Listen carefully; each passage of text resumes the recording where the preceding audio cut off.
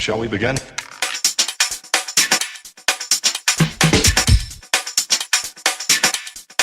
Let's begin now.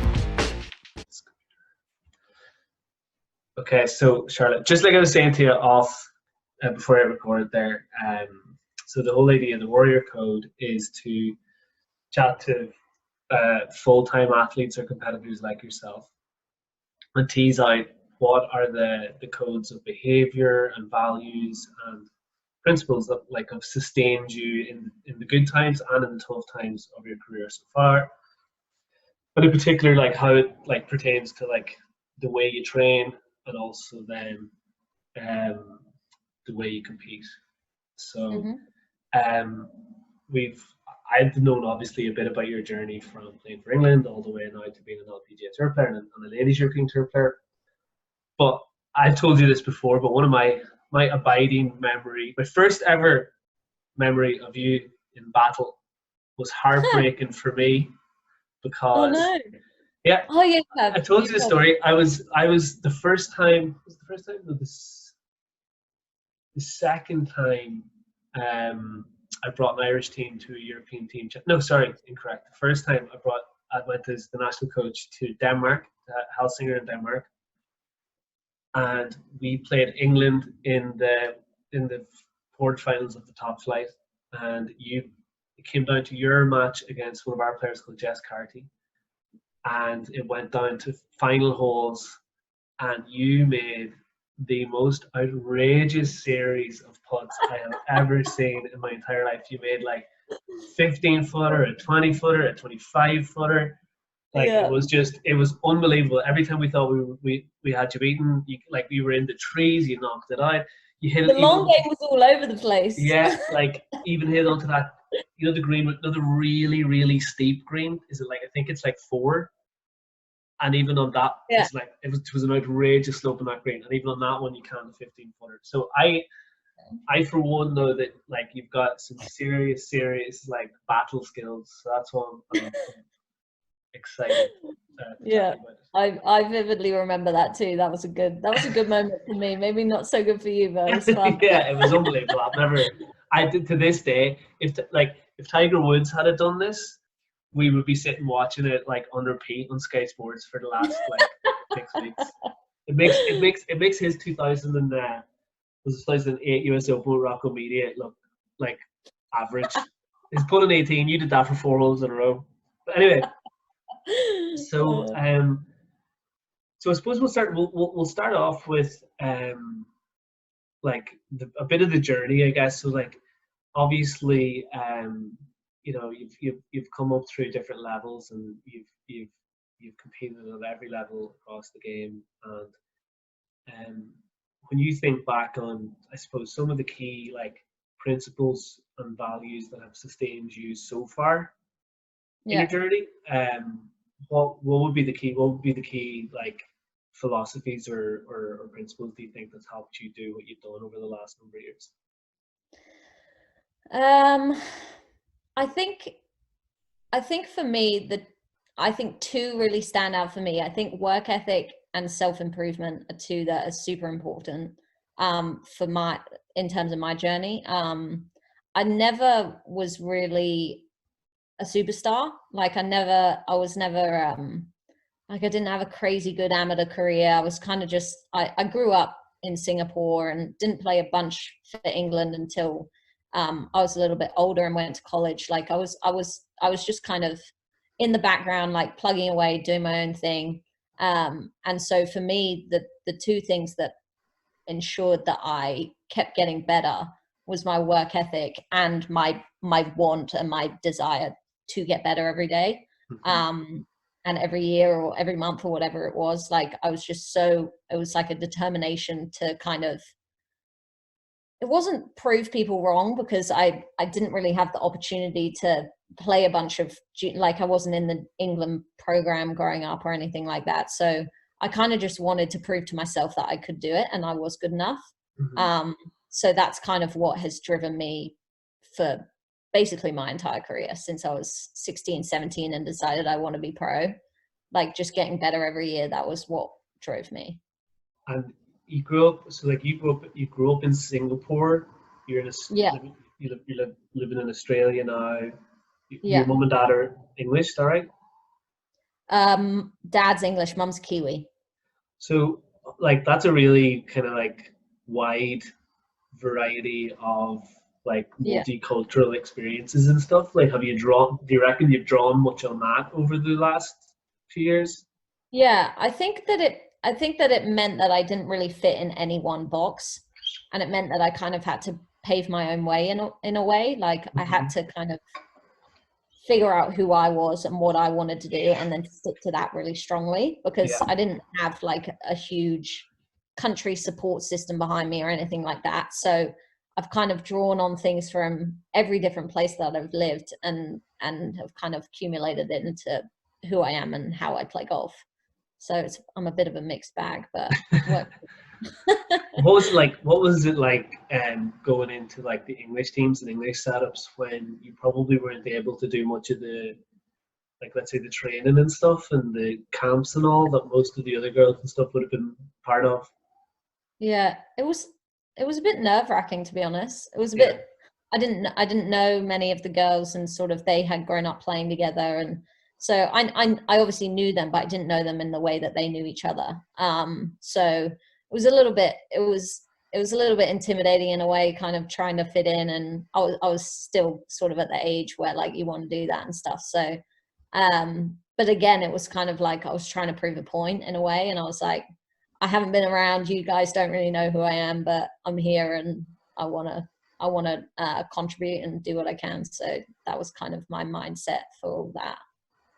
and the competitiveness piece is obviously like a big part of your makeup as well, then, right? Because you, like, by the signs of things, like you want to prove yourself, you want to prove a point, you want to, like, you love getting in there and showing what you can do, and knowing Yeah, I'll show you out. Like, okay, you'll underestimate me not, you might underestimate me now, but you won't underestimate me like very shortly.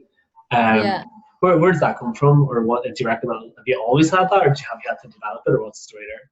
No, I've got three brothers, Ah, that was it. so that's been long term.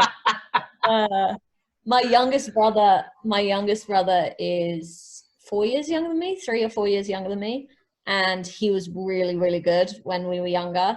I was kind of always a little bit ahead of him because I was a little bit older. But then once I was 16 and he was 13, he started out driving me, and he started, just being an annoying little brother who would like give me a run for my money, and I was like, you shouldn't be doing this. Yeah, So I had to get better, and my older brother's a good golfer too, so it's like I had to sort of, and they would just get on me, and I had to get better to beat them.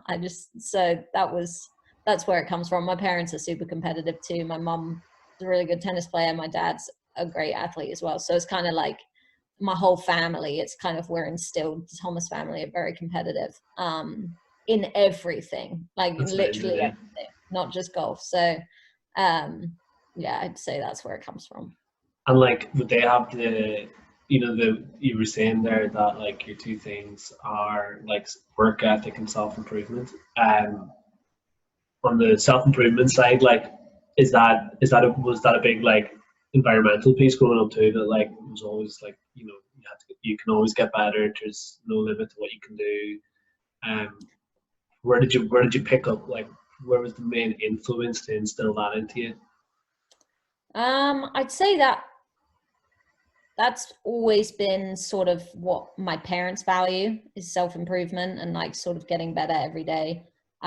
Seizing the day is like a big thing. Like we don't ever rest. We're always doing stuff and trying to like make the most out of every day. So I think that that's been a big sort of family value that I've then taken into golf. I think playing in the States as well in college, that it was also a big value at the university that I played at. All college sports, kind of, that you have, quotes all over the walls in every gym, and every, our golf center had quotes everywhere, and like you're just sort of encouraged to sort of have that mindset. So I think, yeah, it was kind of a combination of those two things. Yeah, the environmental piece is huge, isn't it? It's like we understand how much of our stuff is innate in us, and it's like it would have always come coming on, and then how much of it is as a virtue of like Yeah. the environment that you came up in. And Yeah. it's funny, like, where'd you get your competitive? So I'm like, three brothers. Ah, okay. Yeah, exactly. Yeah. But Yeah. you came up, like, obviously, so you like had your amateur stuff. You did your you had your college career, and then you had your professional career. Like, has the way you've gone about your craft and your business changed much in terms of like the approach you take as you've gone through the different levels? Like, has your principles and values stayed the same? I think my principles and values have stayed the same, but I think the way that I go about things has changed a little bit just from learning. I think every year as a pro, like you learn so much. Like my rookie year on Symetra Tour compared to my second year on Symetra Tour, I completely changed sort of the way I went about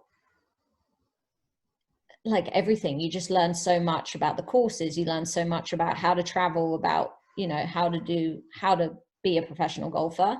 And I think rookie year on that LPGA was very similar to rookie year on Symetra. Like you're a beginner again, like you're a freshman in college, you're figuring it all out. So this year for me was sort of gonna be, or is gonna be, the year that where I like kind of adapt to the new environment a little bit, because last year was sort of just a bit of a roller coaster. Like I was getting used to so many new things. And this year I kind of wanted to put into practice like the things that I'd learned last year and how I wanted to adapt in order to like live up to my values, if that makes sense. Oh, definitely, yeah. And like, I think the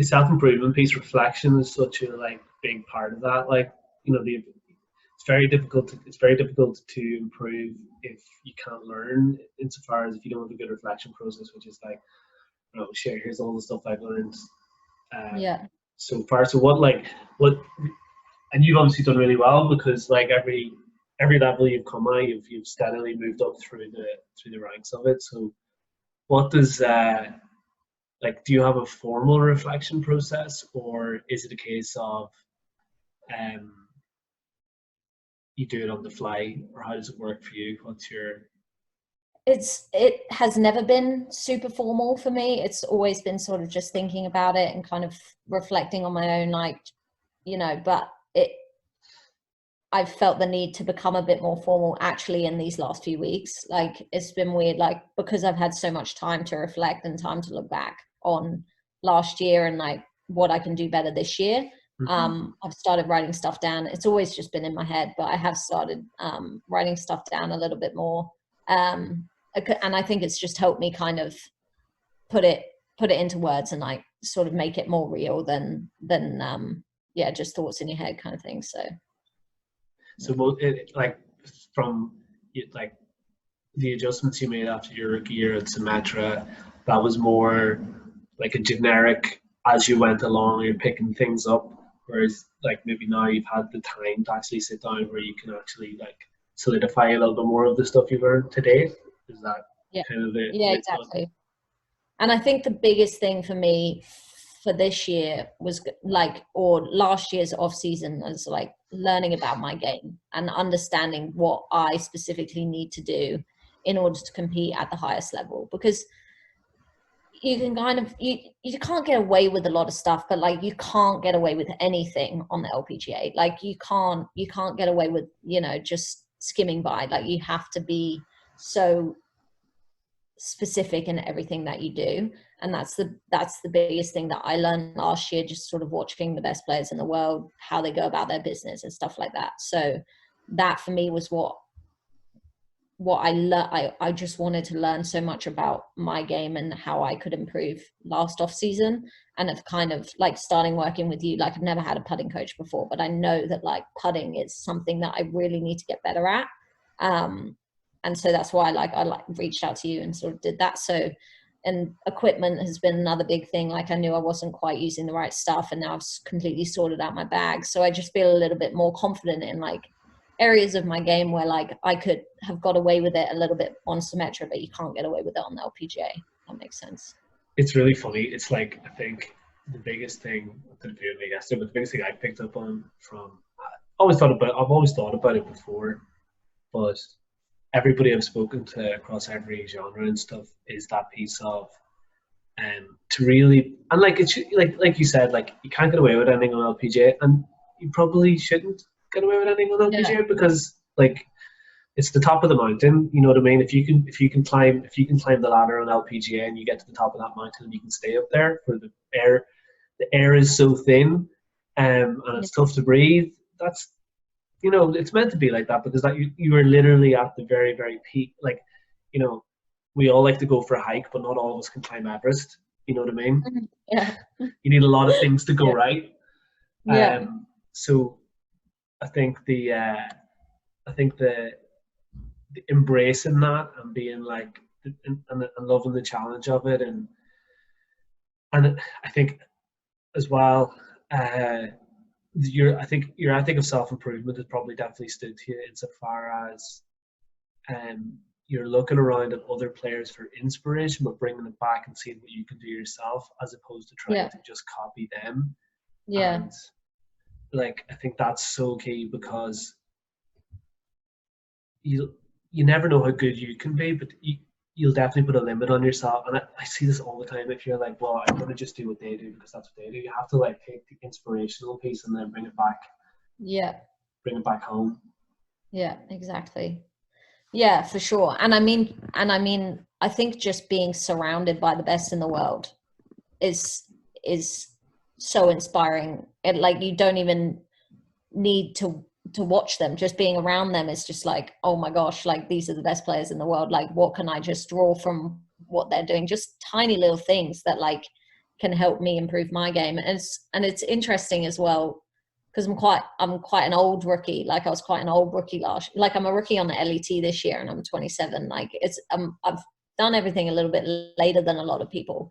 So in terms of like who you're watching girls who are the best in the world, and they're 3 or 4 years younger than you, and that's been quite eye-opening as well, to just be like, wow, these girls have done. I'm learning a little bit later than a lot. Like, they figured it out a lot sooner than me.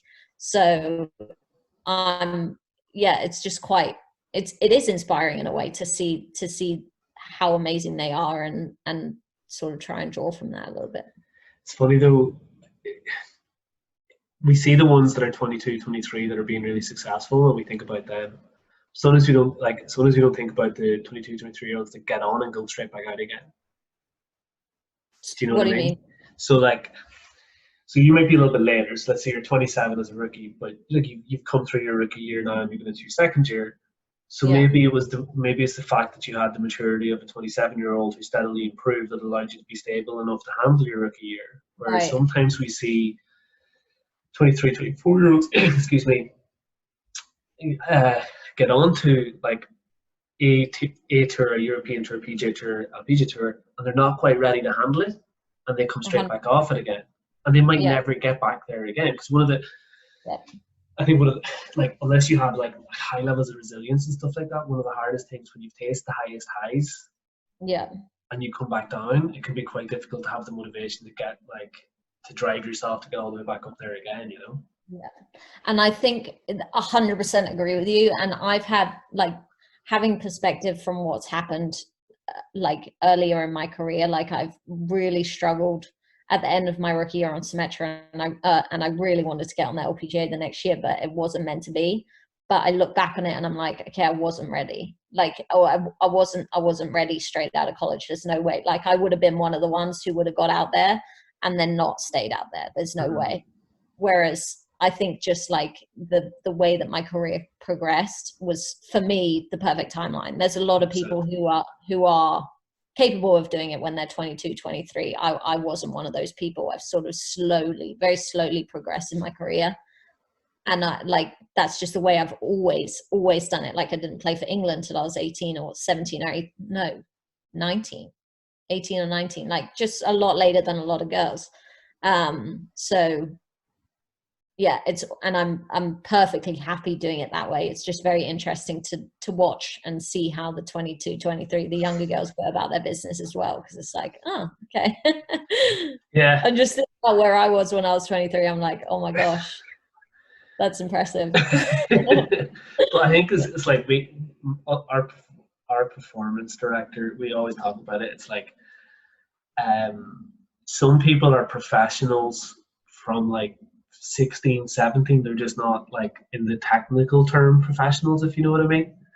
Yeah, So the environment they've been around, you know what I mean? They've been taught from an early age, okay, this is how a professional goes about his or her business. You do these things, yeah, you eat right, you sleep right, you think right. Da, da, da. So they've been like these guys that are 22, 23 going out there, they've actually been professionals probably for 3 or 4 years before that. They just haven't been in the yeah, yeah. That technical wasn't sense of me. it. No, and like That certainly was what, believe me, Sharon, it certainly wasn't me at 21, 22 either. no. Um, I'm always in awe of like some of the like young kids that I like coach and work with, and the way they talk about stuff, and they're like, um, uh, they're they come out with these like really wise sayings and stuff. I'm like, oh Yeah, my god. I think back to my like 20, 21, 22-year-old self, and I'm like, yeah, where did you come from? yeah, for What's sure. been what's been the most what's been the most challenging moment to date then? Or is it like, it doesn't have to be a moment, it could be a stretch of time or Um, two stretches of time. I had two horrible bouts of the yips. One my sophomore year of college sort of happened over a summer. I was playing USAM, I was playing Canadian Am, I was playing Curtis Cup even. Sort of played Curtis Cup and then it hit straight after Curtis Cup. And that was tough. It was tough, but I was in college and I kind of had the time and the ability to kind of work through it. And then sort of got through 2 years of college. And then my rookie year on Symetra, got through my rookie year, was going to Q school, and they hit again, third stage of Q school after my rookie year.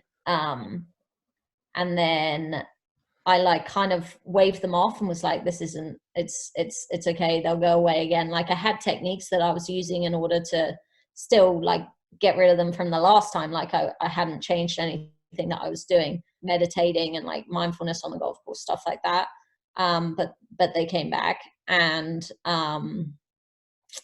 that was before my second year on Symetra, which was the year I ended up getting my card. So I had them at the Vic Open, I had them at the Oz Open, because I was playing those because I was a member of the ALPG tour, and I was just like so miserable. I didn't want to play golf. Like I woke up and I was in tears before I was going to the golf course. Like I just didn't want to go out on the golf course. I was so scared. Like it was like there was just a fear aspect that I wasn't going to be able to get the ball in the hole. So that was very challenging, and somehow I did psychotherapy. There were a few things that I did to work through it, and I managed to get my card that year, and yeah, actually putted all right all year, to be honest. I don't don't know how. I really don't know how to this day, but yeah, so that's been the thing that sort of has continuously been the thing that I've struggled with throughout my career. And to be honest, is I know like I understand that they will be something that I will always have. Like I don't think you ever get rid of them. If you have them, you never get rid of them. But I think that learning how to control them and learning techniques to yeah to control them is what's important, and that's what I have managed to do so far, and it's going all right. But what's the stage during that?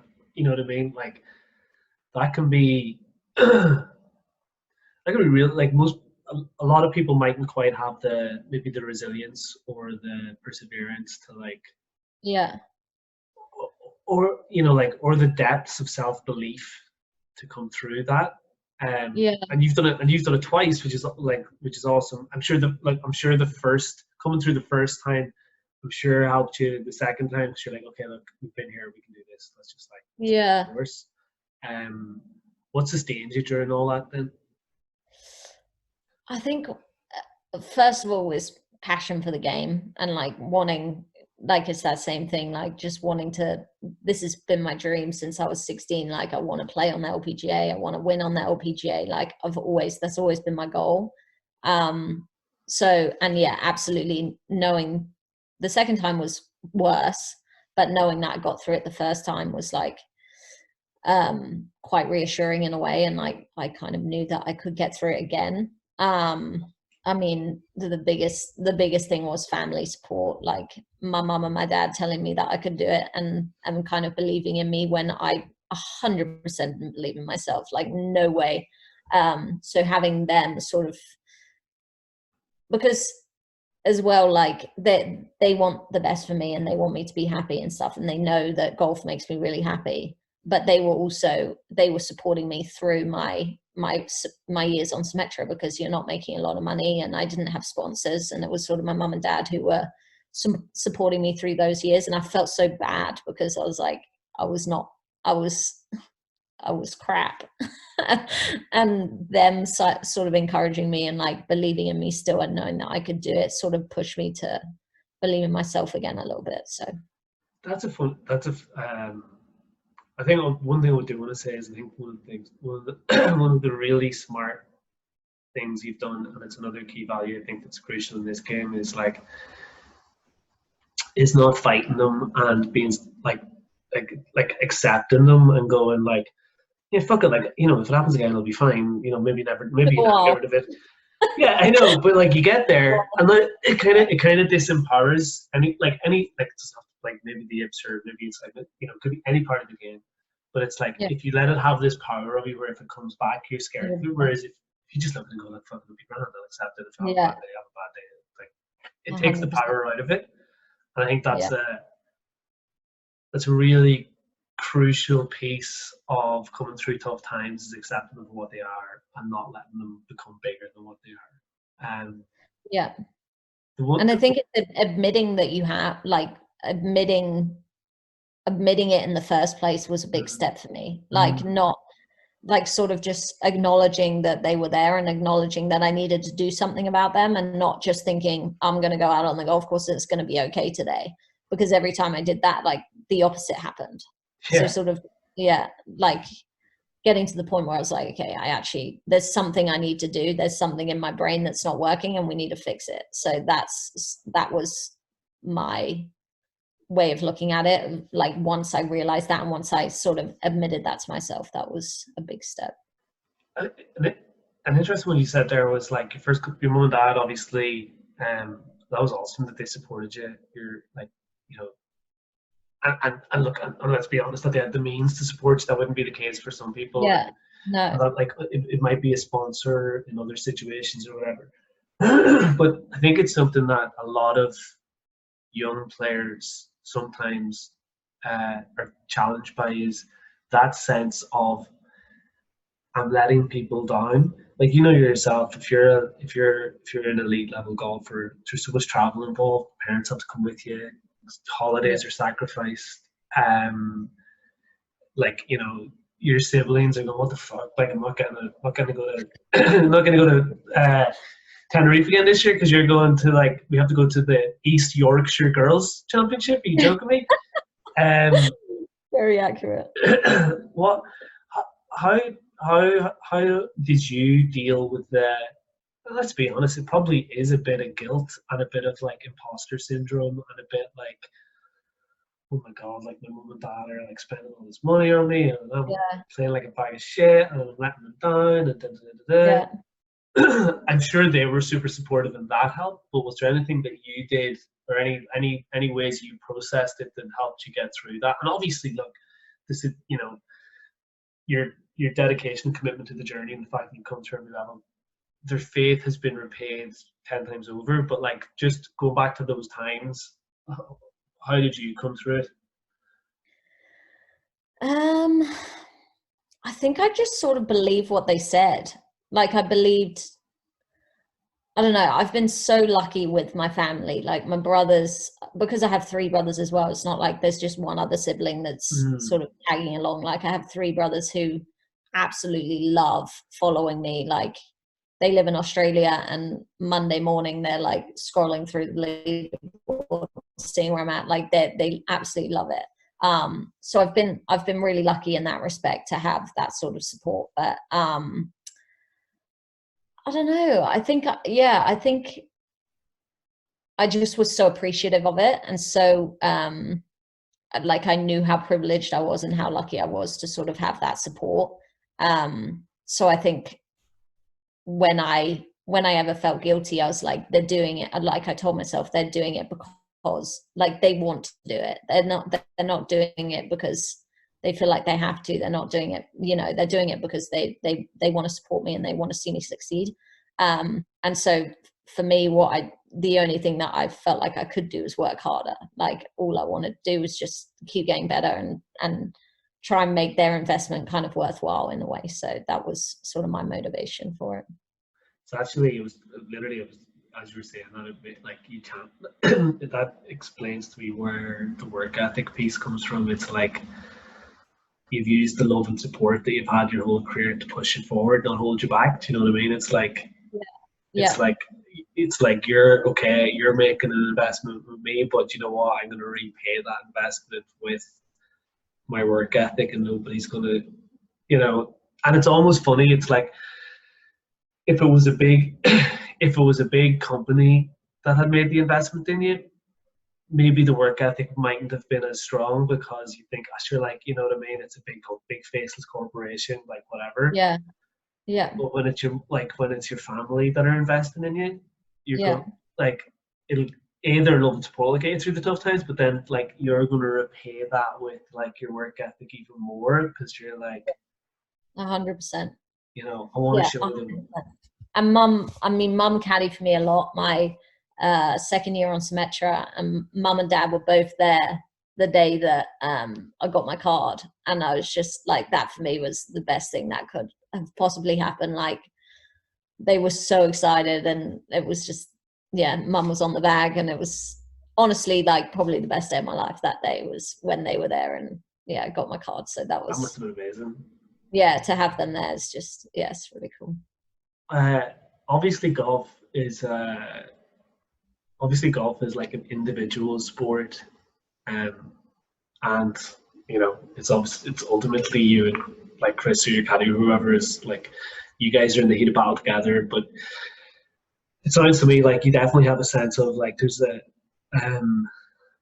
like you're not just playing for yourself. You're it's something a little bit bigger than yourself in many ways. Yeah.